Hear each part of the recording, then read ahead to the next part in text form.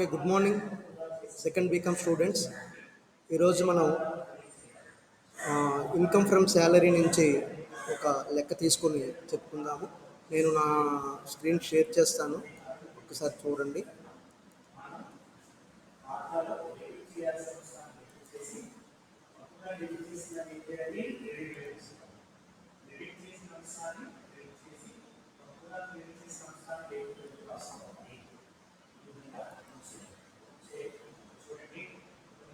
Okay, screen కనబడుతుందమ్మా? ఒక లెక్క కనబడుతుందా మీకు?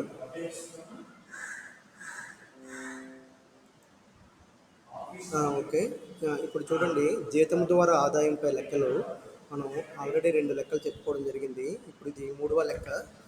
ఇప్పుడు ఇందులో లెక్కను చూసినట్లయితే చెన్నైలో ఉద్యోగం చేయుచున్న శ్రీమతి ప్రణీతి 2019-2020 సంవత్సరానికి క్రింది వివరాలను అందజేయుచున్నది. సో 2020-21 పన్ను నిర్ధారణ సంవత్సరానికి ఆమె జీతం ద్వారా పన్నుకి గురియగు ఆదాయాన్ని లెక్కించండి. ఇది లెక్క. ఇప్పుడు ఇందులో మనం ఆమె ప్రైవేట్ ఉద్యోగియా, ప్రభుత్వ ఉద్యోగియా అని గమనించాలి. ఇక్కడ ఆమె చెన్నైలో వర్క్ చేస్తుంది. చెన్నై అనగానే మనం ఒకవేళ కనుక ఇంటి అద్దె భత్యం అలవెన్స్ కనుక ఇస్తే ఈ చెన్నై అనేది అవసరం మనకి. ఎందుకని? ముంబై, చెన్నై, కోల్కతా, ఢిల్లీ అనే మెట్రోపాలిటన్ సిటీస్లో ఆమె ఉన్నట్లు. ఆమె ప్రైవేట్ ఉద్యోగి. ఆమె పేరు ప్రణీతి. 2019-20 ఆమె ఆదాయ సంవత్సరము, 2020-21 పన్ను నిర్ధారణ సంవత్సరం. ఇప్పుడు మన జీతం ద్వారా ఆదాయానికి కట్టడం. ఇక్కడ మూల జీతము 4,10,400 ఇచ్చాడు. సో కరువు భత్యము ఇంతకు ముందు లెక్కల వలె నేరుగా ఇక్కడ అమౌంట్ అయితే ఇవ్వలేదు మనకి. ఒకసారి ఇంకెవరైనా వచ్చారేమో చూద్దాము. జాయిన్ అవ్వండి అలాగా. ఓకే,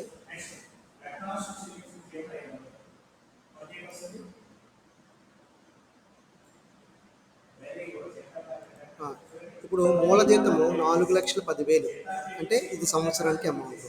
తరువాత కరువు భత్యము మూల జీతంలో 20% అన్నాడు. అంటే మనం 4,10,400లో ఇక్కడ ఇది ఆల్రెడీ చెప్పింది అని లెక్క.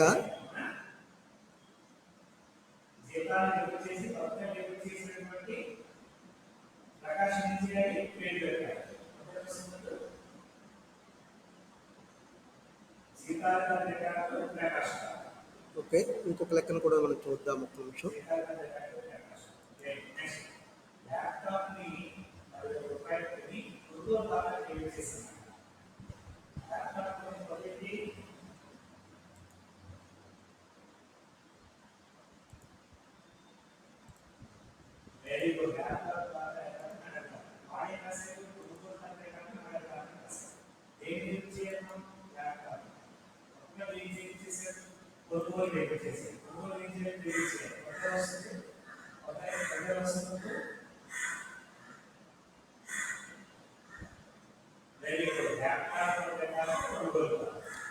నెట్వర్క్ ప్రాబ్లం ఎక్కువగా ఉంది. దానివల్ల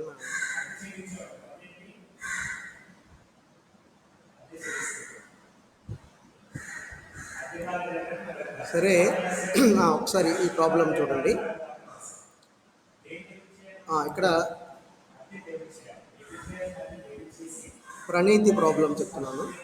సో ఇక్కడ చెన్నైలో ఉద్యోగం చేసిన శ్రీమతి ప్రణీతి యొక్క డీటెయిల్స్ ఇచ్చాడు. మూల జీతం 4,10,400. అలాగే కరువు భత్యము మూల జీతంలో 20%. ఇది రిటైర్మెంట్ బెనిఫిట్స్లో కలుస్తుందని అన్నాడు. అలాగే ప్రాజెక్ట్ అలవెన్స్ 15,000 రూపాయలు ఇవ్వటం జరిగింది. తర్వాత స్థిర వైద్య భత్యము 14,400. అలాగే వినోద భత్యము, ఈమె ప్రైవేట్ ఉద్యోగి కాబట్టి వినోద భత్యము ఈమెకు 13,600 రూపాయలు పూర్తిగా పన్నుకు గురయ్యే మొత్తము. అయితే ఏ రకమైనటువంటి మినహాయింపు అయితే ఇక్కడ ఉండదు. తర్వాత యజమాని గుర్తింపు పొందిన భవిష్య నిధికి చెల్లించినది. ఇక్కడ గుర్తింపు పొందిన భవిష్య నిధి మనం అంటే ఆమె ఆర్పిఎఫ్లో యజమాని, ప్రణీతి యొక్క యజమాని ఎవరైతే ఉన్నారో అతను 22,000 వేయడం జరిగింది. అలాగే ప్రణీతి కూడా అంటే ఉద్యోగి వాట ఆమె కూడా 22,000 వేయడం జరిగింది. తర్వాత గుర్తింపు పొందిన భవిష్య నిధి నిల్వపై 11% చొప్పున వడ్డీ అంటే 4,400 రూపాయలు. ఇప్పుడు ప్రణీత తన జీవితం పైన బీమా ప్రీమియం చెల్లింపు ఇది లెక్కలో ఎక్కడ రాదు, కానీ లెక్కలో మనకి అండర్ సెక్షన్ 80Cలో ఆమె పొదుపు చేసినట్లుగా దీన్ని అయితే చూపిస్తాము. ఇది అలాగే ఆమె భవిష్య నిధికి ఉద్యోగ వాటా ఎంత అయితే ఉందో 22,000 ఈ రెండింటిని కూడా పొదుపు చేసినట్లుగా చూపిస్తాము.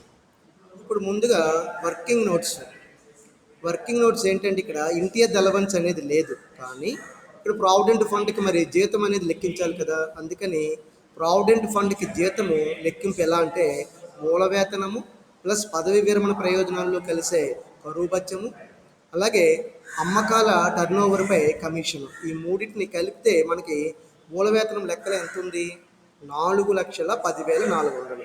ఇప్పుడు దాని మీద 20% ఇక్కడ మీరు పక్కన వేసుకుంటారు. 4,10,400 ఇంటూ 20/100 అని వేసుకుంటే ఇది 82,080 రూపాయలు వస్తుంది.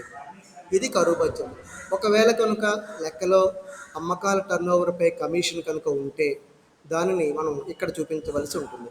లేదు కాబట్టి డాష్ పెట్టి వదిలేస్తాము. ఇప్పుడు 4,10,400 82,080 కలిపితే 4,92,480 రూపాయలు. ఇది మనం అవసరమైన సందర్భంలో ప్రావిడెంట్ ఫండ్ యొక్క జీతం కింద తీసుకుంటాం. మరి ఇక్కడ మీరు గమనిస్తే వినోద భత్యం ఇవ్వటం జరిగింది. ఎంత ఇచ్చారు వినోద భత్యం అంటే 13,600. కానీ శ్రీమతి ప్రణీతి ఆమె ప్రభుత్వ ఉద్యోగి కాదు, ప్రైవేట్ ఉద్యోగి. కాబట్టి వినోద భత్యం యొక్క తగ్గింపు ప్రభుత్వ ఉద్యోగికి అయితేనే మనం తగ్గిస్తాము అండర్ సెక్షన్ 16 సబ్సెక్షన్ 2 క్రింద. కానీ ఈమె ప్రైవేట్ ఉద్యోగి కాదు కనుక అవును కనుక ప్రభుత్వ ఉద్యోగి కావున అక్కడ రాసేస్తాను అండర్ సెక్షన్ 16 సబ్సెక్షన్ 2 ప్రకారము వినోద భత్యములకు ఎలాంటి మినహాయింపు లభించదు అని రాసేస్తాం. ఓకేనా. ఇప్పుడు లెక్కలోకి వెళ్దాము. ఇక్కడ చూడండి, లెక్కలో ఈమెకి జీతము ద్వారా పన్నుకి గురియగు ఆదాయము లెక్కించడానికి హెడ్డింగ్ పెడతాము. ఎవరైనా వచ్చారేమో చూద్దాం ఒకసారి. Okay, right. ఇక్కడ చూడండి, జీతము అనగా 4,10,400. రోమన్ నెంబర్ 1 మనం చూడండి ఎప్పటిలాగే పైన జీతం ద్వారా పన్ను గురియగ ఆదాయం అని హెడ్డింగ్ పెడతాము. అసెస్సి శ్రీమతి ప్రణీత, XYZ ఎవరైతే వారు, హోదా నివాసిని పెట్టేయండి. గత సంవత్సరము ఎప్పటిలాగే 2019 2020, పన్ను నిర్ధారణ సంవత్సరం 2020 2021 అని పెడతాము. రోమన్ నెంబర్ 1 వేసి జీతం అని సైడ్ హెడ్డింగ్ పెట్టుకుంటాం. జీతం కింద మూల జీతం కానీ బోనస్ కానీ కమిషన్ కానీ ఫీజు కానీ ఏమైనా ఉంటే ఇక్కడ రాస్తాము. ఇక్కడ ఓన్లీ మూల జీతము అనేది ఉంది, అది కూడా సంవత్సరానికి 4,10,400 ఉంది, అది వేసాము. తరువాత ఇక్కడ కమిషన్ కానీ బోనస్ కానీ ఫీజు కానీ లేదు కాబట్టి వదిలేస్తాము. అయితే గుర్తింపు పొందిన భవిష్య నిధికి ప్రణీత 22,000 దాచింది. ఆమె RPF అకౌంట్లో వేసుకున్న డబ్బులు అయితే ఇక్కడ ఎక్కడ చూపించవలసిన అవసరం లేదు, ఇక్కడ రావు. మరి ఎక్కడ వస్తుంది అంటే అండర్ సెక్షన్ 80C కింద మనం మొత్తం తగ్గింపులు మనం ఎక్కడైతే చూపిస్తామో అప్పుడు చూపిస్తాము. కానీ ఈ గుర్తింపు పొందిన భవిష్య నిధికి యజమాని వాటా ఎంత ఉంది, 22,000. దానికి మనం మినహాయింపు ఏమైనా పొందుతామా అనేది ముందు చూద్దాము. ముందుగా గుర్తింపు పొందిన భవిష్య నిధికి యజమాని వాటా 22,000 వేసేసాము. వేసిన తరువాత లెస్ యజమాని వేసిన వాటా ఉద్యోగి జీతంలో 12% మించరాదు అని మనం చాలాసార్లు చెప్పుకున్నాము. కాబట్టి ఇక్కడ 12% మించిందా లేదా అనేది చూద్దాము. సో ఉద్యోగ జీతంలో 12% అంటే మరి జీతం అంటే ఇక్కడ ఆల్రెడీ మనం కట్టాం కదా, ఎంత వచ్చింది, 4,92,480. దీనినే మనం ఇక్కడ తీసుకొని 4,92,480 రూపాయలు ఇంటూ 12/100 అని వేసుకున్నాము. వేస్తే ఎంత అమౌంట్ వచ్చిందంటే 59,097 రూపాయలు వచ్చింది. మరి ఇప్పుడు గమనించండి, యజమాని ఒక సంవత్సర కాలంలో ప్రణీత యొక్క RPF అకౌంట్కి 22,000 వేశాడు. కానీ 12% జీతంలో ఎవరమ్మా వచ్చింది. Okay right. ఇక్కడ చూడండి, గుర్తింపు పొందిన ఉద్యోగి జీతంలో 12% మనం కడితే ఎంత వచ్చింది, 59,097 రూపాయలు వచ్చింది. 59,097 రూపాయలు. ఇది ఎంత 22,000 కంటే తక్కువ ఎక్కువ అని చూస్తే ఉద్యోగి జీతంలో 12% వరకు వేసుకోవచ్చు. అంటే 59,097 వరకు ఇక్కడ ప్రణీత యొక్క యజమాని ఆ ఆర్పిఎఫ్ అకౌంట్లో ఉంచొచ్చు. కానీ 22,000 ఉంచాడు, అంటే తక్కువే ఉంచాడు. కాబట్టి మనం 22,000 కంటే ఎక్కువే ఉంది ఇది. కాబట్టి ఇక్కడ నిల్వ మనం అంటే ఆ, ఉంచవలసిన దానికంటే తక్కువే ఉంచారు. 12% కంటే తక్కువగానే ఉంది. కాబట్టి మనం ట్యాక్స్ కట్టవలసిన అవసరం లేదు. అందుకని అవుటర్లోకి వెళ్ళవలసిన అవసరం లేదు. ఈ రెండింటి మధ్య తేడా అయితే వేసేయకండి, గుర్తుపెట్టుకోండి. ఒకవేళ పైన ఉన్న అమౌంట్ ఎక్కువగా ఉంటే అప్పుడు తీసి మనం ఇక్కడ వెయ్యాలి కానీ. ఓకేనా? రైట్. నెక్స్ట్ ఒకసారి మళ్ళీ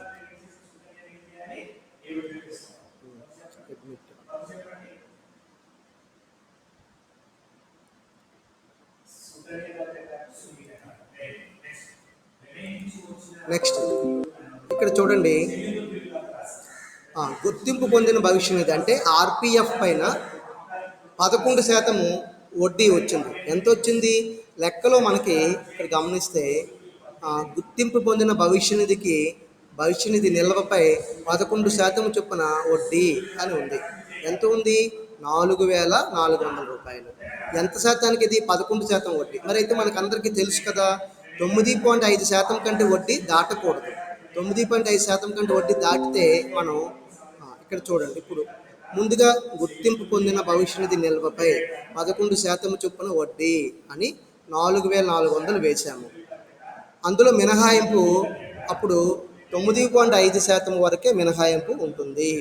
కాబట్టి 9.5% మనం వేసేటప్పుడు ఇంకా ఎవరైనా జాయిన్ అవుతున్నారో ఒకసారి చూద్దాము.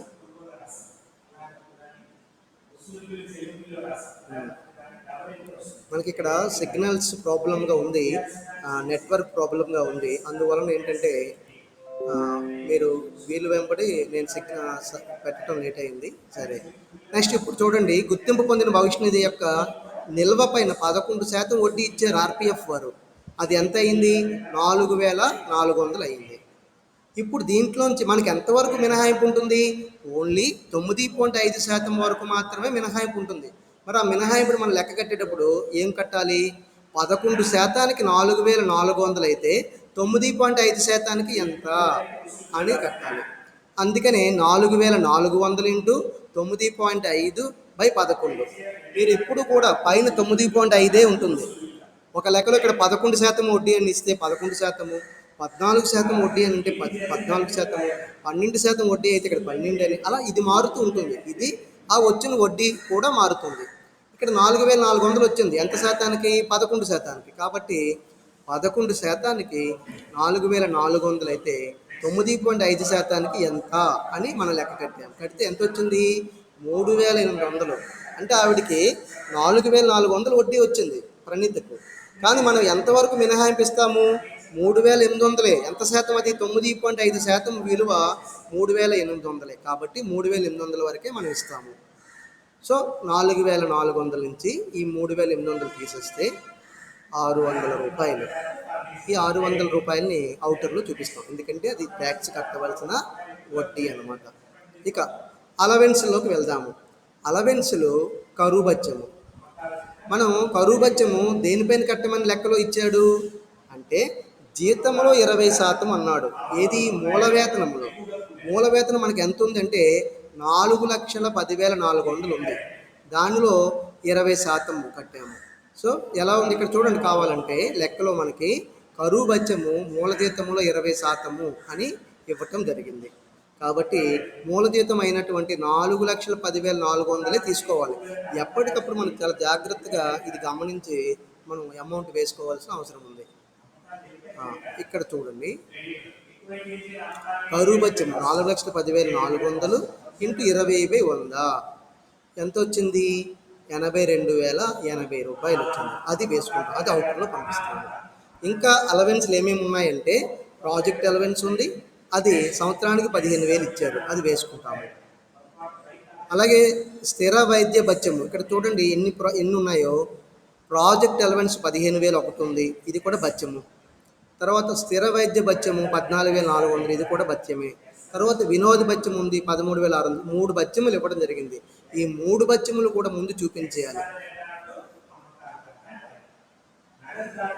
సో కరువు బత్యం 82,080 రూపాయలు వేసిన తర్వాత ప్రాజెక్ట్ అలవెన్స్ 15,000, స్థిర వైద్య భత్యం 14,400, వీటికి మినహాయింపులు ఉండవు. తరువాత వినోద భత్యము 13,600. ఇక్కడ ప్రభుత్వ ఉద్యోగి అయినా ప్రైవేట్ ఉద్యోగి అయినా ముందు వినోద భత్యాన్ని అవుటర్లో చూపించేయాలి. మినహాయింపు అనేది తర్వాత అండర్ సెక్షన్ 16లో ప్రభుత్వ ఉద్యోగికి రావటం జరుగుతుంది. అది సో ఒక్కసారి మళ్ళీ ఇంకెవరైనా వచ్చేది చూద్దాం.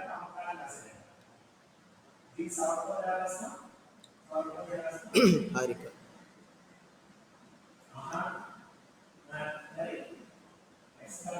ఓకే తల్లి, ఓకే, అదే అంటే సిగ్నల్ ప్రాబ్లం కూడా ఉంటుంది.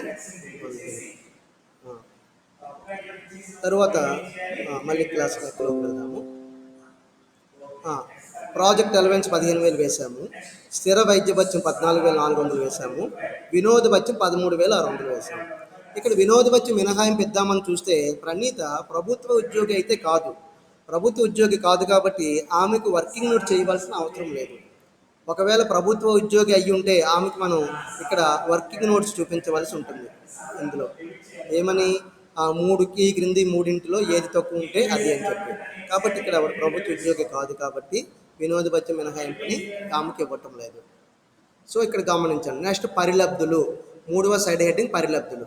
మరి పరిలబ్ధుల కింద ఇక్కడ ఒక్కటి కూడా లేదు కాబట్టి సైడ్ హెడ్డింగ్ మనం నిల్ అని పెట్టేస్తాం అన్నమాట అక్కడ. తర్వాత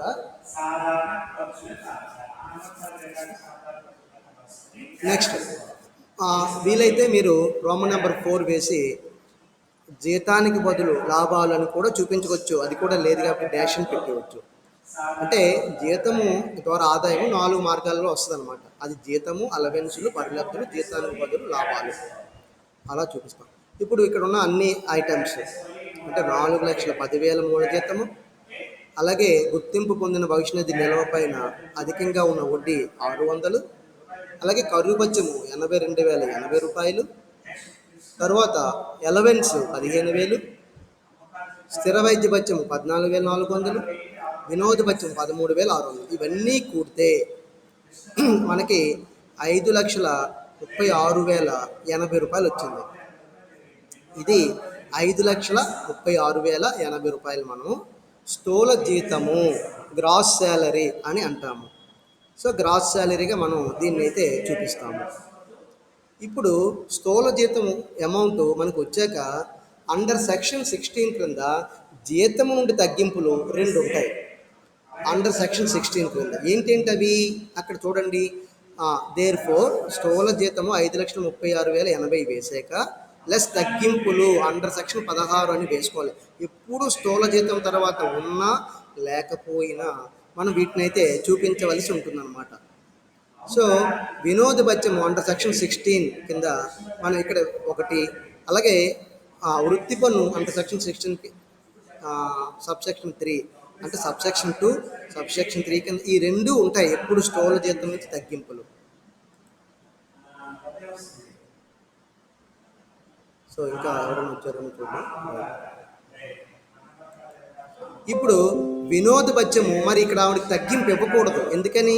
ప్రణీత గవర్నమెంట్ ఎంప్లాయీ అయితే కాదు కాబట్టి ప్రైవేట్ ఎంప్లాయీ కాబట్టి ప్రైవేట్ ఎంప్లాయీకి వినోద భత్యము తగ్గింపు మనం ఇవ్వము. పూర్తిగా వినోద భత్యం కింద ఆమె ఎంత పొందిందో అంత మొత్తాన్ని కూడా మనం ట్యాక్స్ విధించాలి. అందుకని అవుటర్లో వేసాం చూడండి ఇక్కడ 13,600 అని. అదే ప్రభుత్వ ఉద్యోగి అయితే కనీసం అతనికి ఒక 5,000 అయినా తగ్గింపు వచ్చి ఉండేది. ఇక్కడ వేసుకొని ఉండేవాళ్ళం మనం. అది కాదు. అలాగే వృత్తి పన్ను అనేది కూడా మనకి లెక్కలో లేదు కాబట్టి దానిని కూడా మనం ఇక్కడ ఒకవేళ లెక్కలో కనుక ఉన్నా మీరు అందుకనే వినోద భత్యము, వృత్తి పన్ను అనే తగ్గింపులు లెక్కలో లేకపోతే చూపించకూడదనేమీ లేదు. మీరు యాజ్ యూజువల్గా అలవాటు ప్రకారము స్థూల జీతం క్రింద లెస్ తగ్గింపులు అండర్ సెక్షన్ 16 అని, వినోద భత్యము అండర్ సెక్షన్ 16(2) అని, వృత్తి పన్ను అండర్ సెక్షన్ 16(3) అని అక్కడ వేసేయండి. వేసి ఇన్నర్ కాలంలో కానీ ఇన్నర్ కాలంలో డాష్ పెట్టేసి అవుటర్ కాలంలో ఒక డాష్ పెట్టేయండి. అది ఒక పద్ధతిగా అలవాటుగా చేసుకోండి. ఇప్పుడు చూడండి 5,36,080 రూపాయలు. దానిలో నుంచి మనం తగ్గింపులు ఏమీ లేవు కాబట్టి మిలియన్ పెట్టేస్తాం. తీసేస్తే 5,36,080 వచ్చింది. దాన్ని ఏమంటాము? నికర జీతము అంటాము, లేదా పన్ను విధింపదగు అంటే పన్నుకు గురి అయ్యే జీతము ద్వారా ఆదాయము 5,36,080 అని ఇక్కడ మనం వేయటం జరిగింది. సో పన్నుకు గురి అయ్యే జీతము ద్వారా ఆదాయం కానీ పన్ను విధింపదగిన జీతము ద్వారా ఆదాయం అనే పేరు ఇక్కడ రాస్తే 5,36,080 అదే ఇక్కడ అమౌంట్. ఒకవేళ ఇదే లెక్కలో కనుక మీకు ఇంకొక మాట అడిగితే ఏమిటి? రిబేట్కి గురయ్యే అండర్ సెక్షన్ 80Cలో వచ్చే పొదుపును కూడా చూపించండి అని అన్నాడు అనుకోండి. అండర్ సెక్షన్ 80Cలో పొదుపు, ఇక్కడ ఏమేమి పొదుపు చేసింది ఆమె? ఇక్కడ ప్రణీత గుర్తింపు పొందిన భవిష్యత్తుకి ఆమె 22,000 చందా చేసింది ఉద్యోగ వాటా. అది ఆవిడ దాచుకున్న మొత్తం అనమాట ఈ 22,000. అలాగే ప్రణీత తన జీవితం పైన బీమా ప్రీమియం చెల్లించింది, ఎంత? అది 18,000. కలిపితే 40,000. ఈ 40,000ని మనం ఇది అయిపోయిన తర్వాత ఇక్కడ రాసేస్తాం అనమాట. ఏమని? అండర్ సెక్షన్ 80C కింద ఆమెకు రిబేటుగా లేదా తగ్గింపుగా వచ్చే పొదుపు అని గుర్తింపు పొందిన భవిష్య నిధి వాటాగా 22,000. అలాగే ఆమె తన జీవితం మీద చేసిన జీవిత బీమా ప్రీమియం 18,000 వెరసి 40,000 దాచుకుంది. అండర్ సెక్షన్ 80C కింద ఎవరైనా 1,50,000 వరకు పొదుపు చెయ్యొచ్చు. ఆ విధంగా ప్రణీత 40,000 వరకు ఆమె పొదుపు చేసిందనమాట. సో 40,000 అంటే ఇక్కడ ఇవ్వలేదు. ఒకవేళ ఇస్తే ఏదైనా ఒక లెక్కలో అండర్ సెక్షన్ 80Cలో ఆమె పొదుపు కూడా మీరు గుర్తుపెట్టుకోండి. జీతము ద్వారా ఆదాయం దగ్గర మనం అండర్ సెక్షన్ 80C అనేది ఇంకా తెయ్యము. మనం ఓన్లీ జీతం ద్వారా ఆదాయం లెక్కలే చేస్తున్నాము, మొత్తం ఆదాయం లెక్కలకు రాలేదు. మొత్తం ఆదాయం రావాలంటే జీతం ద్వారా ఆదాయము, గృహస్థ ద్వారా ఆదాయము, వృత్తి లేదా వ్యాపారం నుంచి ఆదాయాలు, అలాగే ఇతర వనరుల నుండి ఆదాయాలు, మూలధన లాభాల నుండి ఆదాయాలు, ఇలా 5 మార్గాలు ఒకవేళ లెక్కలో ఇస్తే అవన్నీ కలిపితే మొత్తం ఆదాయం. అటువంటి మొత్తం ఆదాయం నుంచి అప్పుడు అండర్ సెక్షన్ 80C తీస్తాం అనమాట. కాబట్టి ఇక్కడైతే అండర్ సెక్షన్ 80C రాదు. కానీ పక్కన ఒక గమనికను పెట్టేసి గమనికలో మీరు ఆమె దాచుకున్న డబ్బులు ఎంతో చెప్పండి అని అంటే ఇక్కడ ఆమె దాచుకున్న డబ్బులు మన లెక్కలో రాలేదు. ఈ లెక్కలో ఉన్నవి ఏంటవి? గుర్తింపు పొందిన భవిష్యత్తుకి ఉద్యోగ వాటా 22,000, అది కూడా రాలేదు. అలాగే ప్రణీత తన జీవితం పైన బీమా ప్రీమియం చెల్లించి 18,000, ఇది కూడా లెక్కలో రాలేదు. కాబట్టి ఈ రెండు, అందుకని చెప్తున్నాను, తెలివిగా లెక్కలో ఇవ్వబడిన అన్ని అమౌంట్లు లెక్కలోకి రావు. ఎవరు తెలివిగా ఏవి రావని వదిలేస్తారో అవే మార్కులు వాళ్ళకే.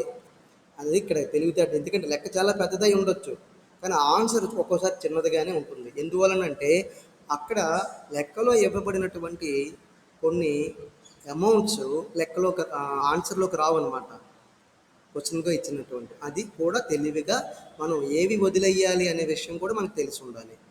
అదే. సో ఈ విధంగా శ్రీమతి ప్రణీతి చెన్నైలో ఉద్యోగం చేయుచున్నది. ఆమె 2019-2020కి ఇక్కడ వివరాలు అందజేయుచున్నది. సో 2020-2021 పన్ను నిర్ధారణ సంవత్సరానికి ఆమె జీతం ద్వారా పన్నుకి గురయ్యే ఆదాయాన్ని లెక్కించమన్నాడు. సో మూల జీతం ఒక్కటే ఉంది ఇక్కడ, కమిషన్ కానీ ఫీజు కానీ బోనస్ కానీ లేదు. ఒకవేళ కనుక ఏదైనా లెక్కలు ఇస్తే వాటిని కూడా జీతం అనే సైడ్ హెడ్డింగ్లో ఉంచుతాం అన్నమాట. తరువాత కరువు బత్యము మూల జీతంలో 20%. ఇక్కడ రిటైర్మెంట్ బెనిఫిట్స్లో కలుసుకుని అన్నాడని మనం ఏం చేసాము, ఇక్కడ అలవెన్సుల దగ్గర వేసాము, అలవెన్సులు అనే సైడ్ హెడ్డింగ్ కింద.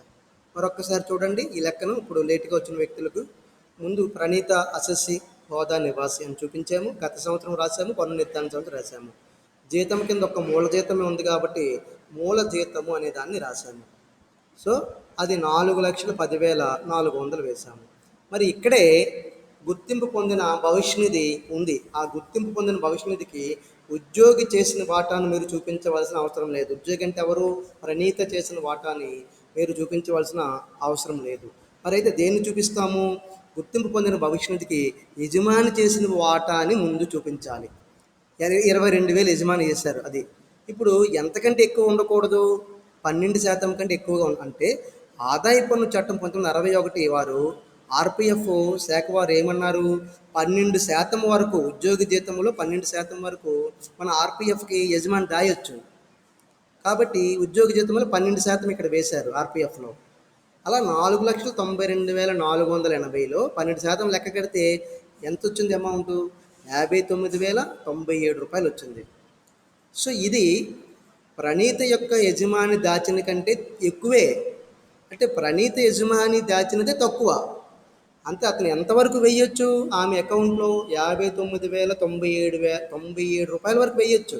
కానీ అంత వేసాడా? లేదు, తక్కువే వేశాడు. కాబట్టి మొత్తం మినహాయింపే వచ్చేసింది. అంటే యజమాని వాటా చేసిన 22,000 రూపాయలు మొత్తం ఇక్కడ మినహాయింపు వచ్చిందనమాట. అది గుర్తుపెట్టుకోండి. సో ఇక అందుకని మనం అవుటర్లోకి డాష్ పెట్టేసాము. గుర్తుపెట్టుకోండి, పొరపాటున కనుక ఈ రెండింటి మధ్య తేడాను వేసేసారనుకోండి లెక్క తప్పు అవుతుంది. మనం ఏమెయ్యాలి? 12% కంటే యజమాని ఎంత ఎక్కువ వేసేస్తాడో అది వెయ్యాలి.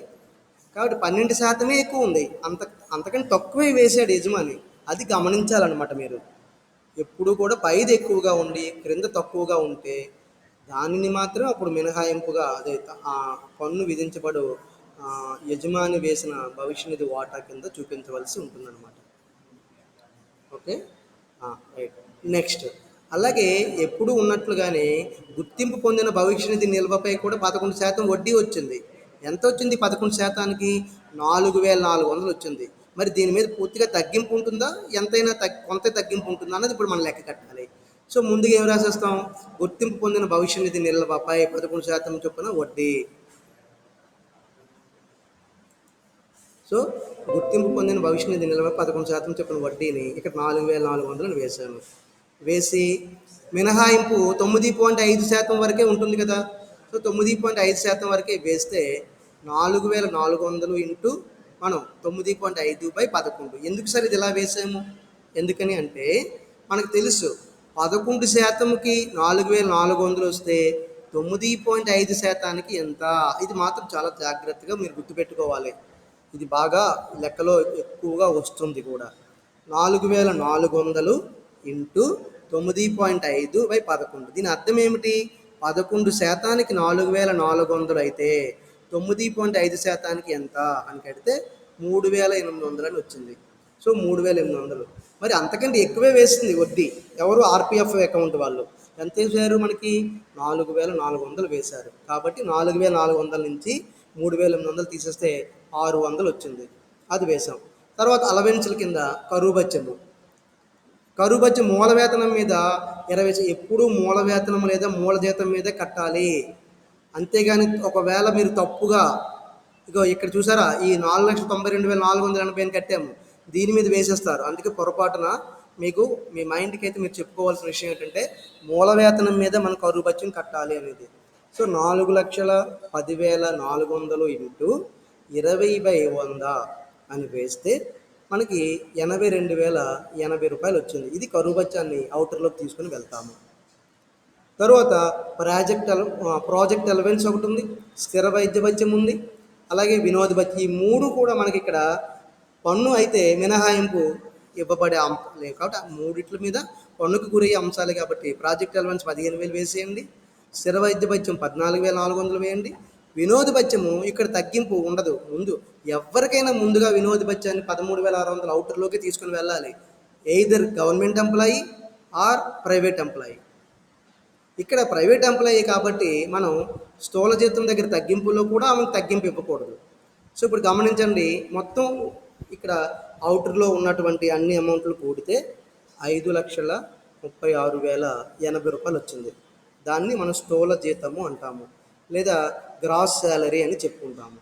దాన్ని వేసాము. ఆ క్రింద తగ్గింపులు అండర్ సెక్షన్ 16 క్రింద ఏంటేంటి ఉంటాయి? ఎప్పుడూ రెండే ఉంటాయి. అవి ఏంటేంటి? వినోద భత్యం ఒకటి, వృత్తి పన్ను ఉంటుంది. ఒకవేళ ఎవరికైనా ఉన్నా ఎవరికైనా లేకపోయినా మీరు రెండు చూపించవలసి ఉంటుంది. ఇది ఒక పద్ధతిగా గుర్తుపెట్టుకోండి. సో ఇక్కడ వినోద భత్యం మినహాయింపు మనం ఇవ్వలేదు, వర్కింగ్ నోట్స్ కూడా చేయలేదు, ఎందుకంటే ప్రణీత ప్రైవేట్ ఎంప్లాయీ కాబట్టి.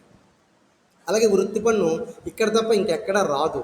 సో వృత్తి పన్ను ఈ యొక్క ప్లేస్లో వస్తుంది, లెక్కలో అయితే ఇవ్వలేదు, అందుకే నేనైతే చూపించలేదు.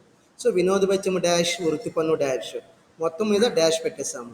ఇప్పుడు 5,36,000 నుంచి 80 రూపాయల నుంచి తీసేస్తే నిల్లే. కాబట్టి 5,36,080 రూపాయలే పన్ను విధింపదగు జీతము ద్వారా ఆదాయం అయ్యిందనమాట. ఓకేనా? మీ అందరికీ అర్థమై ఉంటుంది అనుకుంటాను. సో మనకి మీకు నెక్స్ట్ క్లాస్ ఉంటుంది. ఆ, మీరు కొద్దిగా జాగ్రత్తగా నేను లింక్ పెట్టగానే టైంకి జాయిన్ అయ్యేటట్టు చూసుకోండి. ఇక్కడ కొద్దిగా సిగ్నల్స్ ప్రాబ్లం ఉన్నది, సిగ్నల్ సరిగా రావటం లేదు. ఓకేనా?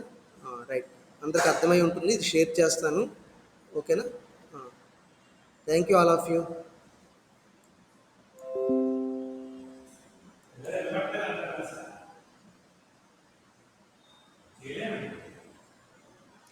పిల్లలకి సిగ్నల్ లేక జాయిన్ అవ్వలేదు చాలామంది. ప్రాబ్లం అయిపోతుంది వాళ్ళకి. మన దగ్గర అయితే సిగ్నల్ చక్కగా ఉండి వచ్చి ఉండేవారు.